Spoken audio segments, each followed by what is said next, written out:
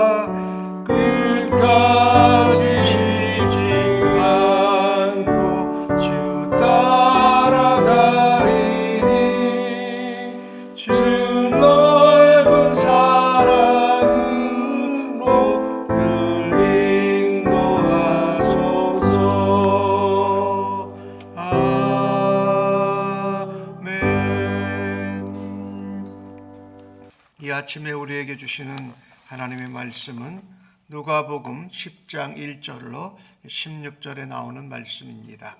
교독해서 하나님 말씀을 받겠습니다.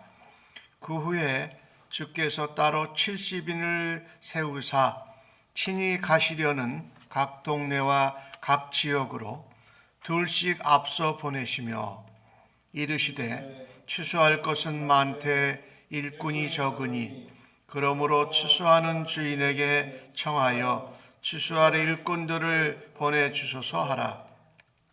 갈지어다 내가 너희를 보냄이 어린 양을 이리 가운데로 보냄과 같도다.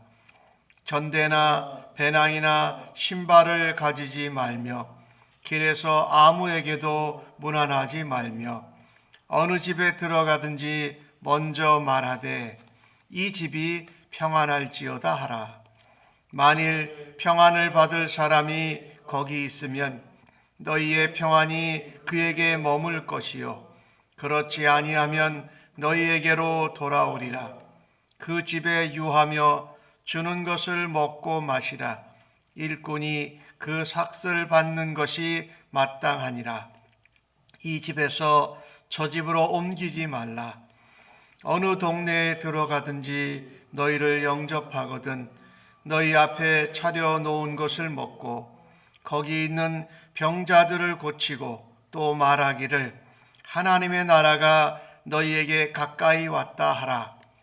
어느 동네에 들어가든지 너희를 영접하지 아니하거든 그 거리로 나와서 말하되 너희 동네에서 우리 발에 묻은 먼지도 너희에게 떨어 버리노라. 그러나 하나님의 나라가 가까이 온 줄을 알라 하라. 내가 너희에게 말하노니 그날에 소돔이 그 동네보다 견디기 쉬우리라. 화 있을진저 고라시나, 화 있을진저 벳세다야, 너희에게 행한 모든 권능을 두로와 시돈에서 행하였더라면 그들이 벌써 베옷을 입고 제에 앉아 회개하였으리라. 심판 때에 두로와 시돈이 너희보다 견디기 쉬우리라. 가버나움아, 내가 하늘에까지 높아지겠느냐? 음부에까지 낮아지리라. 너희 말을 듣는 자는 곧 내 말을 듣는 것이요, 너희를 저버리는 자는 곧 나를 저버리는 것이요, 나를 저버리는 자는 나 보내신 이를 저버리는 것이라 하시니라. 아멘. 예수님께서 제자들을 부르시고 하나님 나라에 대해서 말씀을 하시죠. 특별히 제자도에 대해서 제자들에게 말씀을 하십니다. 예수를 믿고 그리스도의 제자로 산다라는 것은 안전하고 편안한 생활을 좇는 것이 아니다. 인자는 머리 둘 곳이 없다라고 말씀하시면서 제자들도 그와 같은 삶을 살 것을 말씀하십니다. 그리고 무엇보다도 아버지가 세상을 떠나서 장례를 치르는 것보다, 가족에게 인사를 하는 것보다 가장 우리의 삶에 제자들의 최고 우선순위는 예수님이 가장 우선순위여야 한다라는 것입니다. 즉 복음과 하나님 나라를 전하는 일이 우리의 삶의 최고의 우선순위가 되어야 한다라고 가르쳐 주셨습니다. 그리고 이제는 12제자가 아닌 70명의 전도대를 보내시는 것을 오늘 본문에서 기록하고 있습니다.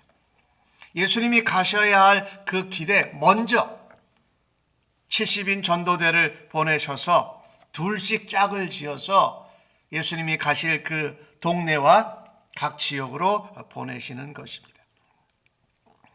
추수할 것이 많되 추수할 일꾼이 적으니 추수할 일꾼을 보내주셔서 그렇게 주인에게 하나님께 청하라고 말씀하시는 것입니다.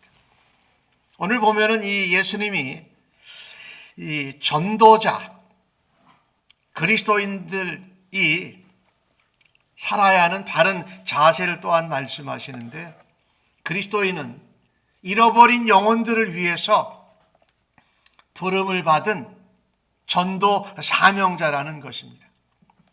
이것은 목회자뿐만 아니라 예수를 믿는 모든 그리스도인들에게는 복음을 전하는 것이 가장 중차대한 사명이요, 우리의 삶의 우선순위가 되어야 한다는 것을 말씀하시는 것입니다. 이제 12제자가 아니라 다른 제자들 70명 중에 2명씩 짝을 지어서 복음을 전하라고 보내시고 계십니다.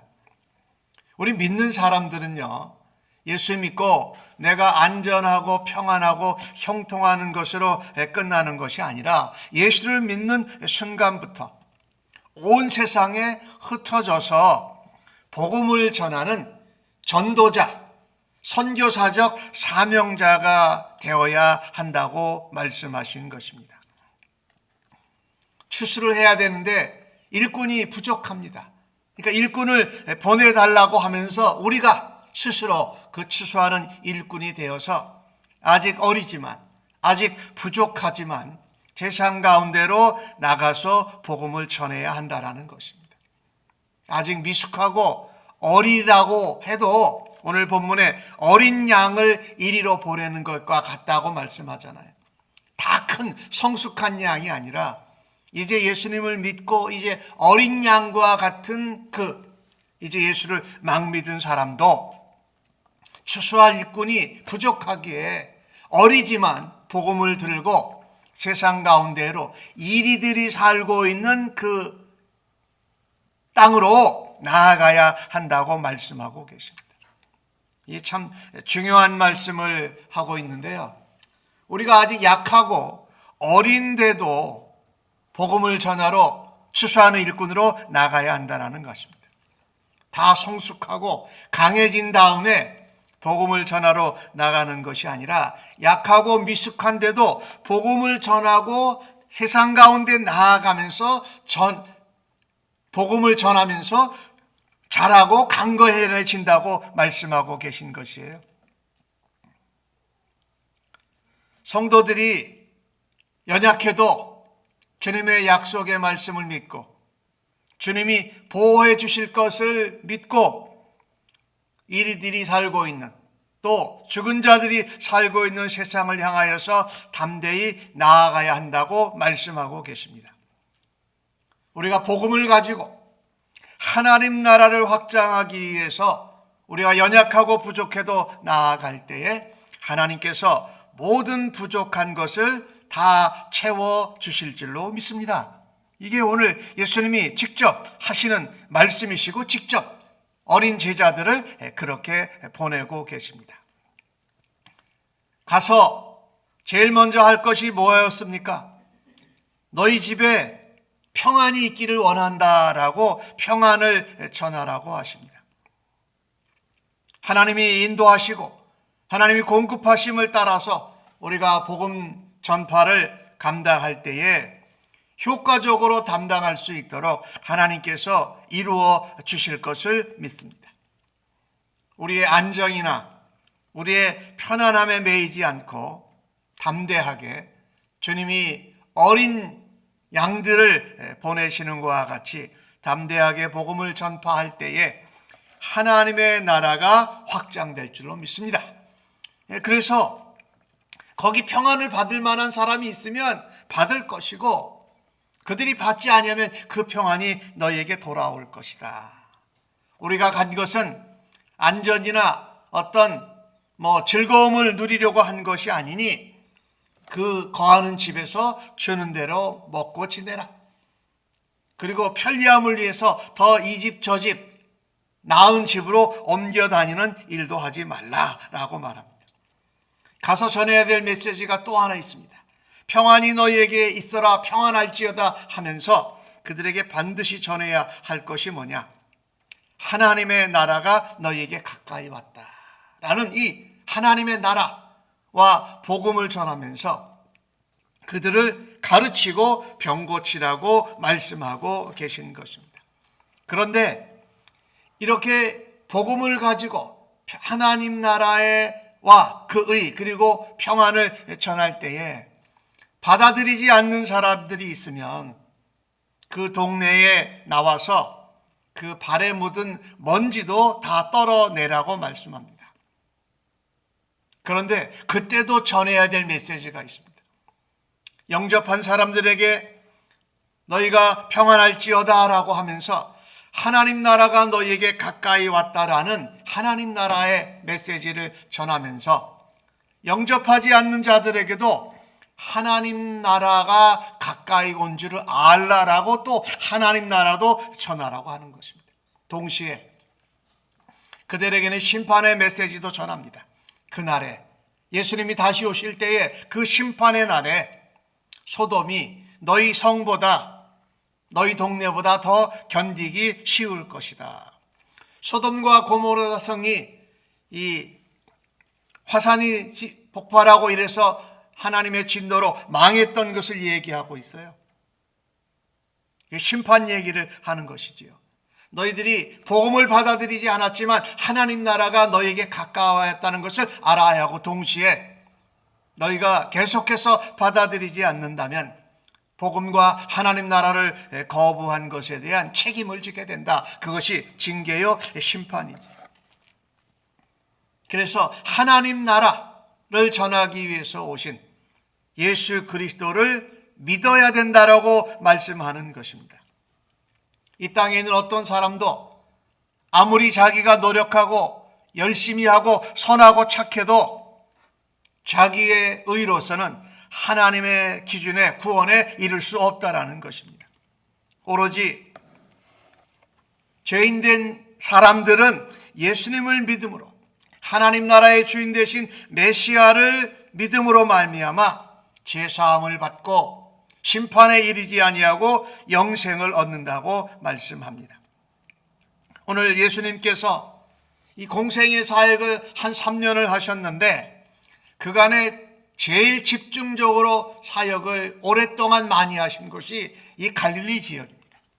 이 갈릴리 지역에 있는 고라신, 벳세다, 가버나움, 이 지역이 주님이 많은 능력과 기적과 하나님 나라와 복음을 전했는데도 잘 믿지 않았던 것이지요.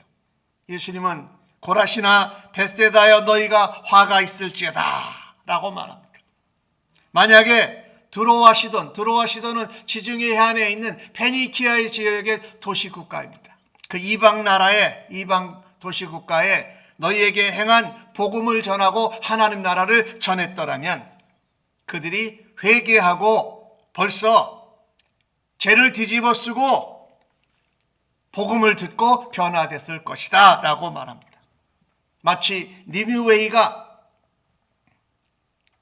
복음을 듣고 하나님의 말씀을 듣고 회개하였던 것처럼 말이죠. 그래서 나오지요. 14절에 심판 때에 드로와 시돈이 너희보다 더 견디기 쉬우리라. 이방 사람들에게 복음을 전했을 때 그들이 듣고 믿으면 유대인임에도 불구하고 하나님 나라와 복음을 믿지 않고 거절한 자들에게 심판이 임한다고 말씀합니다. 특별히 가버나움은 예수님께서 갈릴리 사역을 하실 때에 가장 핵심적이고 중심적인 곳이었어요. 근데 그들이 하나님 나라와 복음을 듣고 변화되기보다 오히려 높아지고 교만했을 때에 심판 때에 그들이 음부까지 낮아지게 될 거라고 말씀하고 계십니다. 복음을 받아들이지 않고 하나님 나라에 관심이 없는 것은 자신들의 자유입니다. 하지만 복음과 하나님 나라를 거절한 것에 대한 책임도 져야 한다는 것이지요. 그것은 심판입니다. 오늘 예수님은 말씀합니다.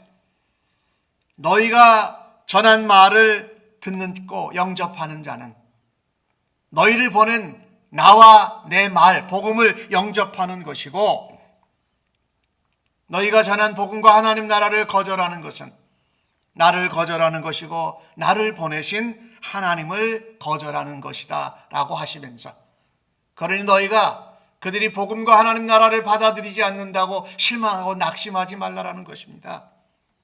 그래서 너희가 감당할 것은 오로지 복음을 전하고 하나님 나라를 증거하는, 전도하는 선교사적 사역자의 사명을 감당하라고 말씀합니다. 그것은 우리가 연약하고 어리고 부족해도 감당해야 한다고 말씀하고 계십니다. 우리들도 우리가 어리거나 약하거나 부족해도 하나님 나라와 복음을 전하는 일로 복음을 증거하면서 자라가고 강해지는 은혜를 입기를 주의 이름으로 간절히 축복합니다. 아멘. 기도하겠습니다. 하나님, 우리가 어리고 연약하고 부족할지라도 하나님께서 우리에게 부탁하신 예수 그리스도와 하나님의 나라를 전하는 사명을 잊지 않고 감당하기를 간절히 원하며 기도합니다. 그래서 담대하게 복음을 전하게 하여 주시옵소서. 우리를 거절하고 우리를 핍박하는 자에게도 사랑과 인내로 복음을 증거하며 살아드리는 오늘 하루 되도록 인도하여 주실 줄로 믿습니다. 감사하옵고 예수님의 이름으로 기도합니다. 아멘.